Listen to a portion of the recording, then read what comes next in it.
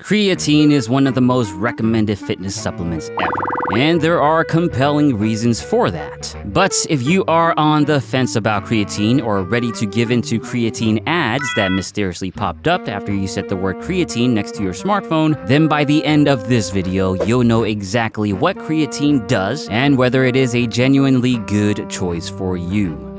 Creatine is one of the most, if not the most, researched dietary supplements in the world. And did you know that in 1959, the World Sports Organization banned creatine use after branding it as a performance-enhancing steroid? If you never heard of that, it's probably because I just made it up, and if you're wondering, creatine is not a steroid whatsoever. Creatine is simply an organic compound, and just like carbs, fats, and hair from a line cook, creatine is commonly found in the food we eat, especially in meats. Our bodies actually produce its own creatine by metabolizing amino acids like glycine and arginine. However, glycine and arginine are part of the notorious labor union of non-essential amino acids and collectively bargain limits to creatine production, which means your body is not able to create enough creatine on its own. Thus, to the roaring excitement of supplement companies everywhere, creatine supplementation can be useful. And similar to sugars and fats, not so much hair, creatine plays a critical role in our body's energy system. More specifically, creatine is the primary ingredient in the phosphocreatine system, a system that quickly replenishes the boring used energy molecule of ADP back into its more charismatic and lively sibling of ATP. This system is mostly used during the first few seconds of any physical activity, especially strenuous or intense physical activities like lifting weights, sprinting,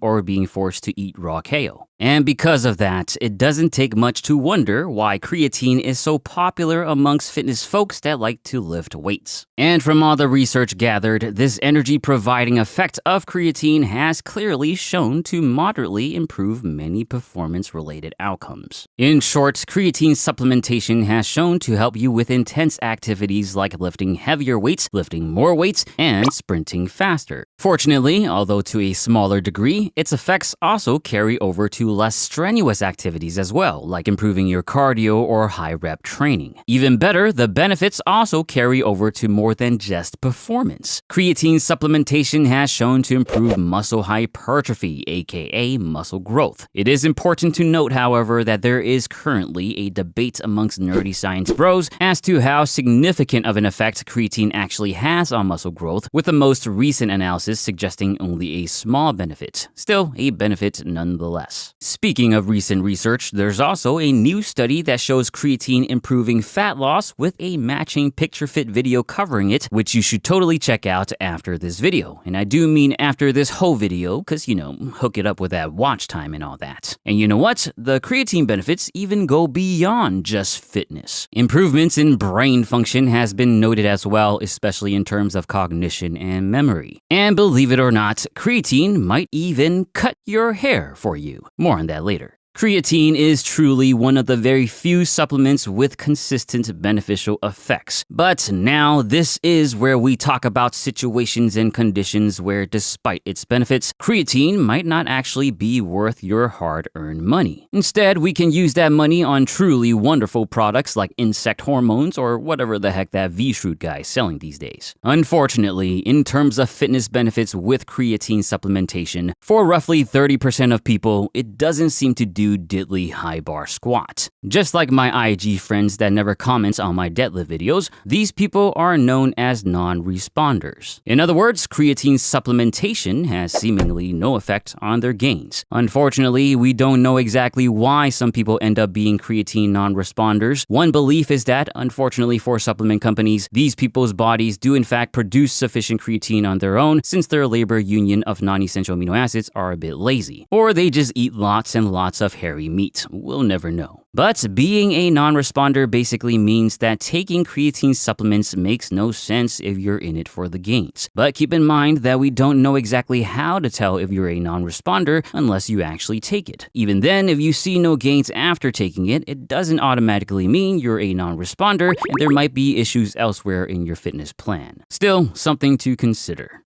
Beyond the non-responder issue, only 2 other less significant reasons might have you reconsider your creatine purchase. One is if you're ever so slightly worried about your body aesthetics. Like carbs, consuming creatine can lead to a retention of water in your muscles, which can make your muscles appear slightly a bit more bloated. Now, you can look at this in 2 ways. Some might go, sick, my biceps are looking jacked as ever. But that perspective is usually reserved for those with little to no muscle to begin with, like all the folks in the gym on January 1st to January 10th. For others that have actual muscle, the extra bloat might be a bit off-putting. The bloating can also increase your body weight. For these reasons, it might be worth skipping the creatine to avoid these issues if they bother you, or only use it during sweater seasons. And a final reason to reconsider creatine is indeed the creatine haircut. It seems that taking creatine can actually lead to hair loss, at least according to some studies. And when I say some studies, I mean 1 study. And when I say 1 study, I actually mean no studies. In reality, there's a single study that you might have seen some experts reference in their Powered by WordPress blog that supposedly shows creatine causing hair loss. However, this study didn't actually show that.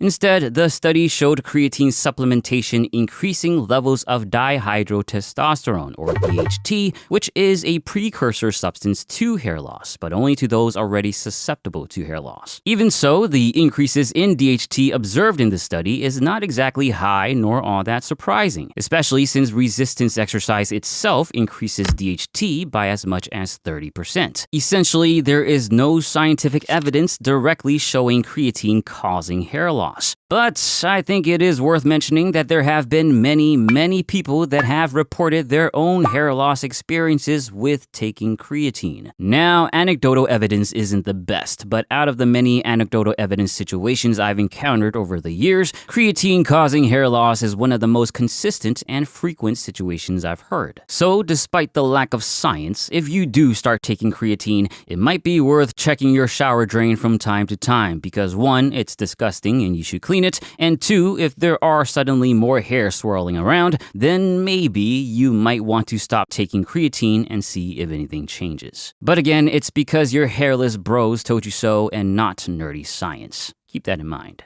Now, I know what you're thinking. If we are going to talk about reasons not to take something, we're usually concerned about the safety of the product. Again, it is the most studied supplement ever, so we have plenty of data showing that outside of some weight gain and bloating, creatine is largely safe from significant side effects. Now, there have been claims of kidney issues from supplementing creatine. But again, the science overall does not seem to indicate that, especially if you're fairly healthy and have no pre-existing kidney issues. For those that do have kidney problems, issues observed in the data is still fairly limited and mostly found in rat studies. But even then, relative to body weight, a lot of these studies gave rats way more creatine than we pesky humans would ever take, as much as 28 times higher. This is probably a better explanation for the issues the rats observed. Well, outside of not allowing the rats to hit the gym to put all that creatine to good use. Overall, creatine does seem pretty safe to supplement, but like a normal person would, you should talk to your creatine doctor before taking it.